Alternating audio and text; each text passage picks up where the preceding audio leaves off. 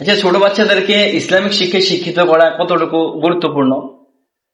দেখেন ভাই, আমাদের বাংলাদেশের বর্তমান পরিস্থিতি অনুযায়ী আমি মনে করি প্রত্যেকটা ঘরের মধ্যে ছোট ছোট বাচ্চাদেরকে ইসলামী শিক্ষা দেওয়া অত্যন্ত জরুরি। কারণ আমাদের ছেলে সন্তানরা দেখা যায় বড় হওয়ার পরে তাদের মধ্যে যখন ইসলামিক জ্ঞান না থাকে, দ্বীনের জ্ঞান না থাকে, তখন তারা অনইসলামিক কার্যক্রমের মধ্যে তারা লিপ্ত হয়ে যায় এবং তারা আল্লাহ আল্লাহ রসুলকে গালি দিতে নাউজুবিল্লাহ দ্বিধাবোধ করে না। যদি ন্যূনতম ইসলামিক জ্ঞান থাকতো তাহলে মুসলমানের সন্তানরা কখনো আল্লাহ তার রসুলকে নিয়ে কটূক্তি করতো না এবং সে কটূক্তি করার সাহসও পেত না, কারণ তার মধ্যে দ্বীনি শিক্ষা আছে।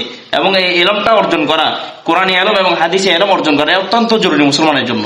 এটা আমরা আমাদের ছেলে সন্তানকেও শিক্ষা দেব, আমাদের সমাজবাসী, গ্রামবাসী, এলাকাবাসী সকলকে শিক্ষা দেব। হ্যাঁ, তবে জেনারেল শিক্ষাও জরুরি। তবে তলাবুল ইলমি ফারিদাতুন আলা কুল্লি মুসলিম, রাসূল যে বলছেন যে দ্বীনি ইলম তলব করা প্রত্যেক মুসলমানের জন্য ফরজ।